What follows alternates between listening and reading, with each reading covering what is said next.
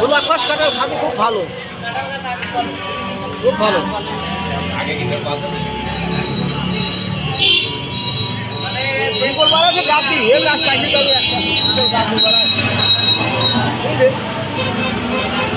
কাঁচায় গেল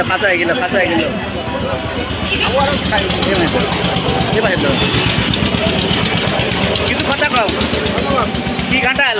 গোলাপ ঘাস, গোলাপ খাস বাবুর বাগানে গোলাপ খাস কলমের কলম, এটা কলম বাদে দিলাম, সেই কলম কাটেছি। নতুন আবিষ্কার।